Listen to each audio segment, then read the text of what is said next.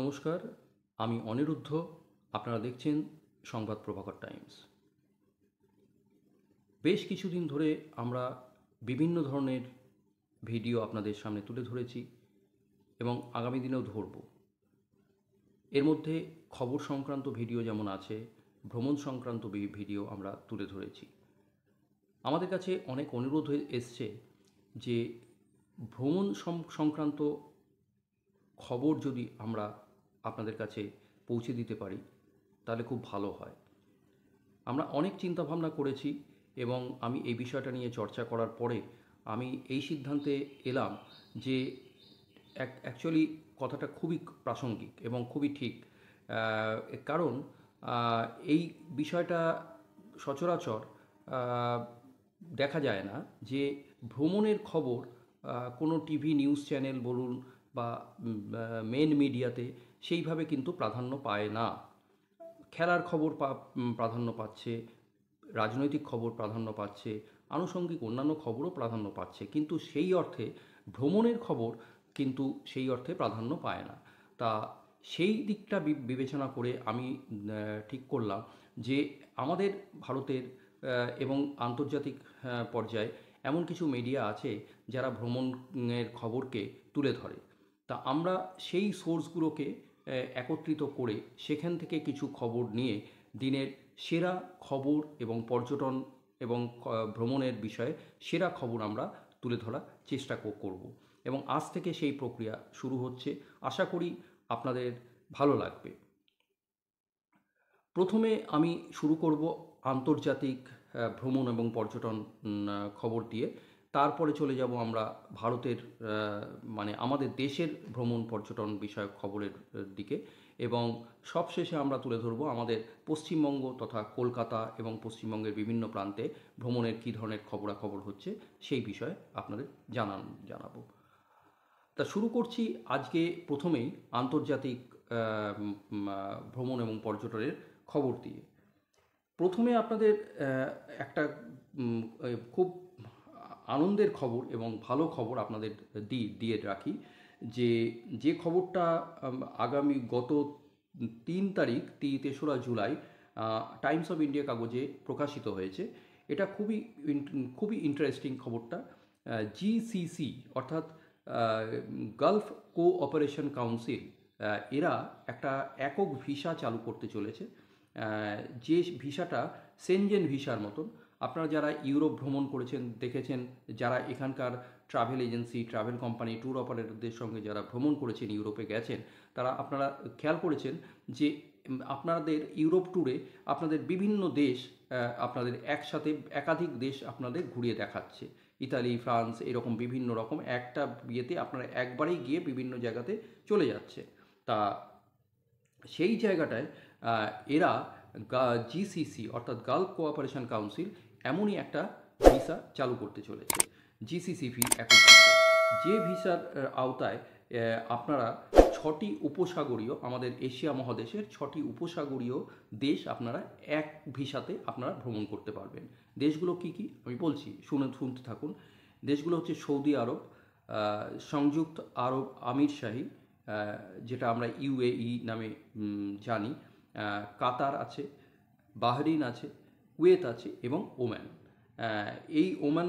এই 6টা দেশে আপনারা অবাধে ঘুরে দেখার সুযোগ পাবেন এবং এটি পর্যটন এবং পারিবারিক সফরের জন্য 30 থেকে 90 দিনের জন্য এই ভিসা ইস্যু করা হবে এবং এটা অনলাইনে আবেদন করা যাবে এবং আপনারা যারা ইন্টারেস্টেড বিভিন্ন ট্যুর অপারেটর, ট্রাভেল এজেন্সির সঙ্গে যোগাযোগ করলে আপনারা পেয়ে যাবেন এই খবরাখবর, আরও ডিটেলসে পেয়ে যাবেন।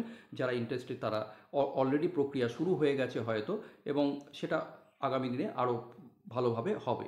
এটা গেল 1 নম্বর। এর পরের খবর আসছে সেটা আজকে 4 তারিখ, আজকে এই খবরটা বেরিয়েছে ইয়েতে। সেটা হচ্ছে সৌদি আরবের পর্যটন রাজস্ব অনেক বেড়েছে। 2025 সালের প্রথম 3 মাসে সৌদি আরবে আন্তর্জাতিক পর্যটন রাজস্ব উল্লেখযোগ্যভাবে বৃদ্ধি পেয়েছে বলা হচ্ছে। বিদেশি পর্যটকরা প্রায় $13.16 বিলিয়ন ব্যয় করেছেন এবং যা 2024 সালের একই সময়ের তুলনায়, অর্থাৎ এই সময় 3 মাসের তুলনায় 9.7% বেশি। এটি সৌদি আরবের পর্যটন অবকাঠামো উন্নত করতে এবং আন্তর্জাতিক পর্যটন আকৃষ্ট করার চলমান প্রচেষ্টার কার্যকারিতাকে তুলে ধরবে। এটা নিঃসন্দেহে একটা ভালো প্রক্রিয়া। আরেকটা হচ্ছে সেটাও বেরিয়েছে ট্রাভেল অ্যান্ড ট্যুর ওয়ার্ল্ড মিডিয়াতে আজকেই 4 জুলাই। সেটা হচ্ছে ফ্রান্সে এয়ার ট্রাফিক কন্ট্রোল ধর্মঘটের কারণে 1500-র বেশি ফ্লাইট বাতিল করা হয়েছে এবং যা ইউরোপের বিমান চলাচলকে ব্যাহত করছে নিঃসন্দেহে। এটা একটা ইয়ে। আর আরেকটা হচ্ছে অন্ধ্রপ্রদেশ রাজ্য পর্যটন বিভাগ বিশাখাপত্তনম পোর্ট অথরিটির সহযোগিতায় এই বছর ক্রুজ ট্যুরিজম স্থাপনের কাজ করছে। এটা নিঃসন্দেহে এটা আন্তর্জাতিক খবর, আবার ভারতেরও যারা পর্যটক যারা রয়েছে তাদের কাছেও একটা বিরাট ভালো খবর। ক্রুজ ট্যুরিজম একটা ব্যবস্থা করছে। চেন্নাই থেকে একটি ক্রুজ লাইনার পরিষেবা চালু করা হয়েছে যা বিশাখাপত্তনম, পুদুচেরি এবং চেন্নাইকে সংযুক্ত করবে। এটা টাইমস অফ ইন্ডিয়ায় 30 তারিখে বেরিয়েছে, 30শে জুন এটা। এরপরে চলে আসি আমাদের ভারতের আভ্যন্তরীণ পর্যটন সংবাদে। কাল থেকে শুরু হয়েছে, মানে 3 জুলাই কাল থেকে অমরনাথ যাত্রা শুরু হয়েছে। কাশ্মীরের পাহাড়ি গুহায় বার্ষিক অমরনাথ তীর্থযাত্রী পরিষেবা থেকে কঠোর নিরাপত্তার মাধ্যমে শুরু হয়েছে। যদিও আজকের খবর যেটা পাওয়া যাচ্ছে, আমি এই কিছুটা সোশ্যাল মিডিয়াতে দেখলাম, ধস নেমে ধস নেমে পর্যটকরা আটকে রয়েছে। যদিও কাজ চলছে, রাস্তা সারানোর কাজ চলছে, ধস সারানোর কাজ চলছে। এটা এটা নিয়ে ভালো ইয়ে। যাই হোক, ওখানকার প্রশাসন যা কাজ করছে এটা। আরেকটা ইন্টারেস্টিং খবর যেটা খুবই মজার এবং খুবই ইন্টারেস্টিং, সেটা হচ্ছে কেরালার পর্যটন দপ্তর পর্যটনের প্রচারে ব্রিটিশ একটা যুদ্ধবিমানকে কাজে লাগিয়েছে। এটা ভারী ইন্টারেস্টিং, হ্যাঁ একদম। সেটা হচ্ছে কেরালা তাদের পর্যটন প্রচারে একটি ব্রিটিশ F-35 স্টেলথ যুদ্ধবিমানের ছবি ব্যবহার করছে। কি বিষয়টা এবার বলি। যেটা সোশ্যাল মিডিয়ায় একটা ভাইরাল হয়েছে। এই যুদ্ধবিমানটা গত 14ই জুন এই বছর 14ই জুনে জরুরি অবতরণ করতে বাধ্য হয়েছিল এবং তারপর থেকে কেরালায় সেটা যুদ্ধবিমানটা আটকে পড়ে রয়েছে। এবং কেরালার পর্যটন বিভাগ এর রসিকতা হিসেবে, মানে এটা মজার হিসেবে, এটা কি প্রচারণায় ব্যবহার করছে। এটা বাংলা ট্রিবিউনে 3রা জুলাই এটা বেরিয়েছে এই খবরটা। আরেকটা হচ্ছে বর্ষায় ভ্রমণের সতর্কতা। এটা তো রয়েছেই, এখন তো ভ্রমণ বিভিন্ন জঙ্গলে ক্ষেত্রে নামা এবং সেখানে প্রবেশ করা মানে নিষেধাজ্ঞা জারি করা হয়েছে। কারণ স্বাভাবিক জঙ্গলের মধ্যে কাদা হয়ে যাচ্ছে এবং নানান কারণে জঙ্গলে ঢুকতে দেওয়া হচ্ছে না। বিভিন্ন জঙ্গলের জন্য বন্ধ রয়েছে, এই টাইমটা বন্ধই থাকে। তা সেই জন্য অ্যাডভেঞ্চার অ্যাক্টিভিটি বন্ধ রাখা হয়েছে দুর্ঘটনা এড়াতে। এবং যদিও সুন্দরবনে ইলিশ উৎসব তো যথারীতি চলছে, আপনারা জানেন সুন্দরবনের ইলিশ উৎসব ঠিকঠাকই চলছে, কারণ সেখানে জঙ্গলে নামার কোনো প্রশ্ন হয় না। আর কিছু ঘেরাটপে কিছু করিডোর আছে, সেই করিডোরের মধ্যে দিয়ে তারা পর্যটকদের নিয়ে যায়, আবার সেখান থেকে লঞ্চে ফিরিয়ে আনে। কাজেই সেখানের সুন্দরবনের বিষয়টা একদম টোটালি আলাদা। আর একাকী ভ্রমণের জন্য নিরাপদ মানে গন্তব্য পরিকল্পনা সঠিক থাকলে মানে একাকী মানে ইন্ডিভিজুয়াল ট্রাভেলিং অসাধারণ অভিজ্ঞতা হতে পারে। কিছু নিরাপদ গন্তব্যের কথা জানানো হয়েছে যা একা ভ্রমণের জন্য উপযুক্ত। এটা বাংলাদেশের প্রথম আলো 3রা জুলাই এটা প্রকাশ করেছে। আরেকটা হচ্ছে DIU ব্লগ এটা প্রকাশ করেছে আধুনিক পর্যটন শিল্পে প্রযুক্তির ভূমিকা অপরিহার্য।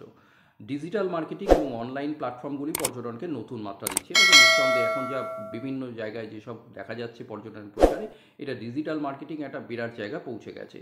ইকো ট্যুরিজম এবং সাস্টেনেবল ট্যুরিজমের দিকে মানুষের আগ্রহ বাড়ছে। ভ্রমণকারীরা এখন ভ্রমণের মাধ্যমে প্রকৃতিকে রক্ষা করার দিকে এখন বেশি মনোযোগ দিয়েছে। যোগাযোগ ব্যবস্থার উন্নতি হয়েছে এই জায়গাটায়। এটা ভারতের মধ্যে খবরটা পড়ছি যদিও, কিন্তু এটা আন্তর্জাতিক খবর। সেটা হচ্ছে ঢাকা কক্সবাজার ট্রেন পরিষেবা চালু হওয়ায় একটা সেই দেশের বাংলাদেশের পর্যটনে একটা নতুন মাত্রা পেয়েছে। নতুন সম্ভাবনা তৈরি হচ্ছে, নতুন মাত্রা পেয়েছে বলা যেতে পারে, নতুন সম্ভাবনা তৈরি হয়েছে। মানে পর্যটকদের সংখ্যা বাড়বে বলে মনে করা হচ্ছে। এটি ভ্রমণের সময় কমিয়েছে এবং পর্যটকদের জন্য আরও আরামদায়ক যাতায়াত ব্যবস্থার নিশ্চিত করেছে। এটা নিঃসন্দেহে একটা ব্যাপার। বাংলাদেশের কক্সবাজার একটা সত্যিই জনপ্রিয় এবং অসাধারণ একটা পর্যটন কেন্দ্র, এটা বলা যেতেই পারে। এবং সেখানে মানুষের আগ্রহ রয়েছে। ভারত থেকেও প্রচুর মানুষ যায়, বিদেশ থেকেও আসে। যদিও এখন এই পরিস্থিতি, এখন বর্তমান পরিস্থিতির জন্য কিছু ভারতীয় পর্যটকদের আনাগোনা হয়তো একটু কমলেও কমতে পারে, সেটা আলাদা বিষয়। যাই হোক, এই হচ্ছে আজকের আন্তর্জাতিক এবং ভারতের ভ্রমণ এবং পর্যটনের বিশেষ সেরা খবর এইগুলো। এরপরে আমি স্থানীয় পর্যটনের খবরে আসছি। আগামী 15, 16, 17ই জুলাই এই 3 দিন কলকাতাতে আবার সাধারণ পর্যটকদের জন্য একটা সুন্দর একটা পর্যটন মেলার আয়োজন করছে জিটিএম, গ্লোবাল ট্রাভেল মার্ট। এটা হচ্ছে তোয়া, ট্রাভেল অপারেটার্স ওয়েলফেয়ার অ্যাসোসিয়েশন। এরা এই নিয়ে দ্বিতীয় বছরে এইটা করছে। তোয়ার প্রেসিডেন্ট মদন আগরওয়াল জানিয়েছেন তাদের এই মেলা এবারে বিশেষভাবে গুরুত্ব দেওয়া হচ্ছে এবং বেশ কিছু রাজ্য পর্যটন বোর্ডকে আমন্ত্রণ জানানো হয়েছে। যদিও আর কদিনের মধ্যে তারা নিশ্চিত করবে যে কোন কোন পর্যটন বোর্ড তারা পাচ্ছে সেখানে। এবং ঝাড়খণ্ড, বিহার, ত্রিপুরা, মেঘালয় এই রাজ্যগুলোর সঙ্গে তারা যোগাযোগ করেছে। এখন তারা সেই দিকে এগোচ্ছে। আর এইখানে B2C অর্থাৎ ট্রাভেল অপারেটর, ট্যুর অপারেটরদের সঙ্গে সাধারণ পর্যটকদের সাক্ষাৎ, এইটা এই গত 2 মাস ধরে যে কলকাতাতে মেলা হচ্ছে তার মধ্যে সম্ভবত এটাই বোধহয় এই মুহূর্তে, এই পুজোর আগে এটাই মনে হয় শেষ মেলা হতে চলেছে কলকাতাতে। কাজেই পর্যটকদের কাছে এটা একটা বিরাট ব্যাপার। মানে সেটা এখানকার টোয়ার যারা অর্গানাইজার এবং জিটিএমের যারা দায়িত্বে রয়েছেন তারা প্রত্যেকেই এই বিষয়টাকে নিয়ে চিন্তাভাবনা করছেন এবং মেলাটাকে যাতে সফল করা যায় সেই দিকে তারা নজর দিচ্ছে। এটা গেল 1 নম্বর। আর আরেকটা মানে ইভেন্ট হতে চলেছে পর্যটনে, সেটা হচ্ছে কানেক্ট বেঙ্গল। এটার আয়োজন করেছে travel agent association of Bengal. Travel agent association of বেঙ্গলের প্রেসিডেন্ট প্রশান্ত মাঝি এবং জয়েন্ট সেক্রেটারি উত্তম দাস তারা একই সুরে তারা বলেছেন যে এবারের তাদের এটা হচ্ছে 4th মানে ইভেন্ট হতে চলেছে কানেক্ট বেঙ্গল। এর আগে 3টে ইভেন্ট তারা করেছে, সফল হয়েছে। এবং এবারে তারা বলছে যে এই কানেক্ট বেঙ্গলটা প্রায় 32 থেকে 35টি ভারতের বিভিন্ন পর্যটন অ্যাসোসিয়েশন তারা যোগ দিচ্ছে এখানে। সুতরাং এটা একটা নিঃসন্দেহে একটা বড় ব্যাপার। যদিও এখানে সাধারণ পর্যটকদের প্রবেশ নিষিদ্ধ, সেখানে কোনো সুযোগ থাকছে না। এবং টোটালি হচ্ছে পর্যটন ব্যবসার সঙ্গে যারা যুক্ত এবং পর্যটন অ্যাসোসিয়েশনের সঙ্গে যারা যুক্ত শুধুমাত্র তাদের এন্ট্রি এখানে থাকছে। কলকাতায় সল্টলেক স্টেডিয়ামের পাশে হায়াত রিজেন্সি ও হোটেলে, সেখানে আগামী 9 জুলাই এই ইভেন্টের আয়োজন করেছে তারা। আমরা তাকিয়ে থাকব, সেখানে অনেক কিছু ভালো কিছু হবে এবং সেখানে ছত্তিশগড় ট্যুরিজম বোর্ড তারা অংশ নিচ্ছে এবং বলা যেতেই পারে আরেকটা ভারতীয় পর্যটন মন্ত্রকের ইন্ডিয়া ট্যুরিজমের কলকাতা বিভাগ, রিজিওনাল শাখা আমাদের, তারাও এখানে তারা অংশ নিচ্ছে এই ইভেন্টে। আমরা এই ইভেন্টের দিকে আমাদের নজর থাকবে। আচ্ছা, এরপরে যেটা আসছে সেটা হচ্ছে আগামী 10, 11, 12 কলকাতায় মিলন মেলায় সায়েন্স সিটির উল্টো দিকে হচ্ছে travel and tourism fair, TTF। যদিও এবারের TTF-এ সাধারণ পর্যটকদের প্রবেশ সুযোগ থাকছে না, কারণ সেখানেও B2B তারা করে দিয়েছে।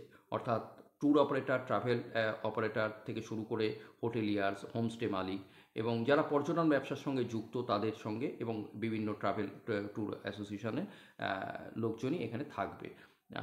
সেইখানেও বেশ কিছু পরিকল্পনা আছে, সেইগুলো দিকেও আমাদের নজর থাকবে। সেখানে কী ধরনের ঘোষণা হয়, সেখানে কী ধরনের অ্যাক্টিভিটিস হয়, আমরা সেই খবরও আপনাদের সামনে তুলে ধরব।